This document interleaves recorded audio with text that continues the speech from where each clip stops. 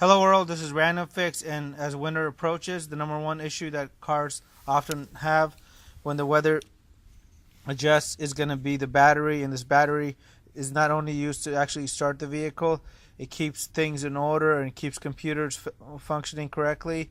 And a bad battery can cause you all kinds of headaches, and oftentimes many mechanics and technicians will misdiagnose what's really going on. So I'm going to share with you guys something that I've been using for the last couple of months, and it's worked really well for me to troubleshoot what's going on in one of my vehicles. And this is going to be the RT Battery 101. I'll have a link to it in the description box below. And today we're going to be trying this out, and I'm going to give you guys my overall feedback on this product. And let's go ahead and get this connected. This is really easy. All you do is connect the positive to the positive and the negative to the negative. And with that connected, you're going to go ahead and push OK, and you choose your language. We're going to be in the vehicle. This thing's pretty cool because it even tells you things like if you have a bad alternator or if you have a bad starter, if it's drawing too much. So we're going to go to before start and select OK. We're going to choose our regular flood acid battery, and now we're going to go ahead and go to cold cranking amps. So on here, this particular battery is 525 cold cranking amps. So we're going to choose 525 on the cold cranking amps.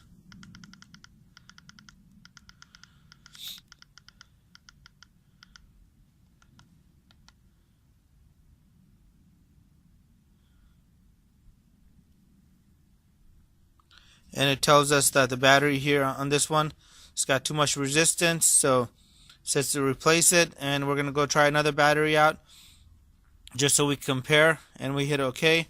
Now we're going to do a cranking test. We're going to start the vehicle. Alright, vehicle starts.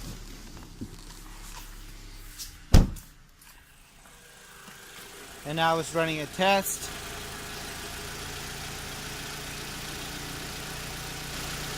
Alright, cranking is normal. It dropped down to 9.98 volts. So we're going to hit OK on this. It's going to do a charging system test now.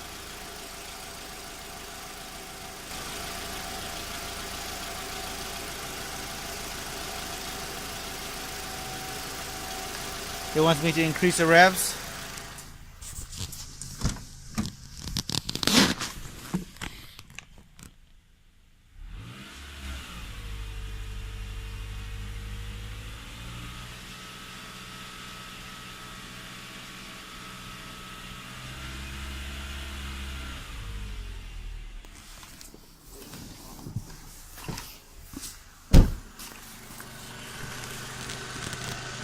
Alright, so under load it was at 3.66, with no load at 3.88, and the ripple on this is normal, which means the diodes on the charging system and the alternator are working as designed. So that's it working on this particular vehicle. Let's go ahead and connect this to another battery and go check the state of a battery that I know that has never died. This battery has died about 3-4 times with just leaving certain things on.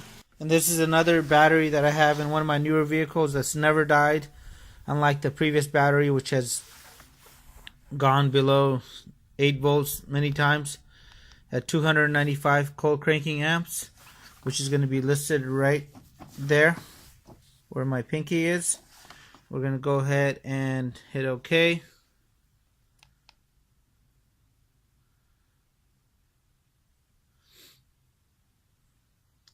And if you look at this battery right here, this battery has a state of health of at 89% and state of charge at 46. So this battery is good. It just needs to be recharged.